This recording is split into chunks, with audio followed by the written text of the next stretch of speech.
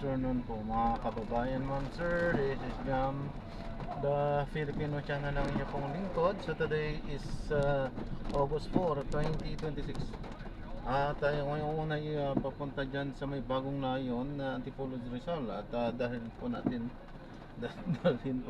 sa may Centro Mall Antipolo, sa may Sumulong Highway, Mambogan, Antipolo, Rizal po yan. Okay, magbabalik po tayo mamaya po. Disclaimer lamang po, ang content po natin ay kalsada at hindi ang passenger, kaya nga naman sakasakali man po na may marinig kayo mga pangalan ng lugar, pangalan ng tao, pangalan ng organization sa government of private man yan, wala pong kinalaman ng channel nito at wala pong pinapatungkulan. Lahat po na pinag-uusapan dito ay pawang dito lamang po yan sa loob at wala pong pinapatungkulan sa labas.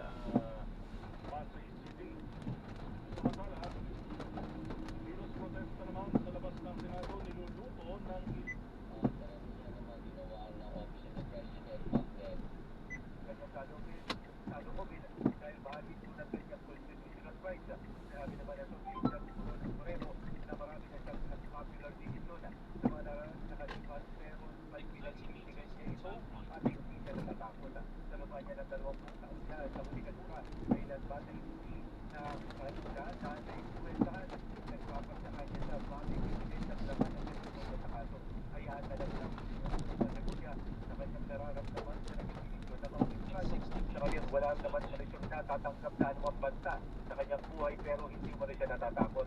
Welcome niya sa kanya ang lahat ng legal remedies para sa panig ng prosecution, wag lang ang extrajudicial remedies.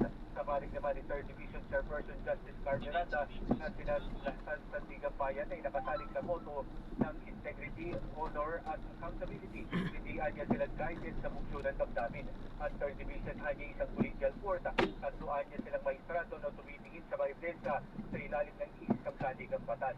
Isa man niya ang kanilang tinitingnan, pero magkakaiba naman ang kanilang pagtimpang sa bawat inihahain at ibinipresentang ebidensya. Paliwanag pa ni Miranda, hindi lang aplikable sa kanila ang moto ng Sandigan Bayan, kundi sa lahat ng mga officer of the court.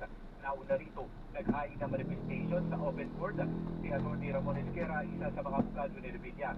Namabahala kasi anya siya sa naging bahay ni Remulla na tinrabaho ang desisyon para makapagpiyansa ang dating senador. Ako siya ng Gatos ng Jerry sa Radio DCWB, balitang totoo.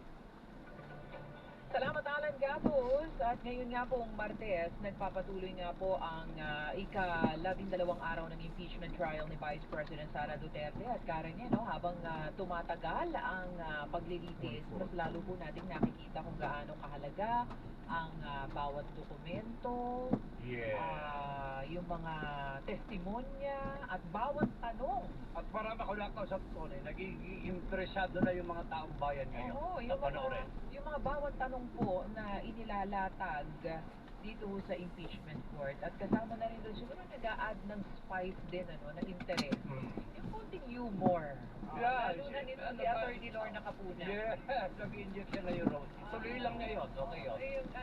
Yung parang pang icebreaker din, That is correct. Natawa tayo kanina doon sa Bongga Kaday. May sabi niya, yung meaning ng extravagant. Ay Bongga Kaday. Parang biglang gusto kong patugtugin, Bongga Kaday. Kinakanta mo rin yung naman.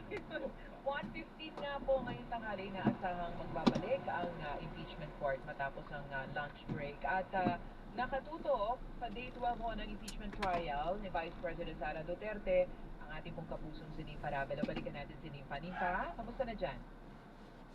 Nasa second hall na kung saan pinaganap yung Maraming salamat po sa panonood. Hanggang sa mga paingat. God bless. Sana po.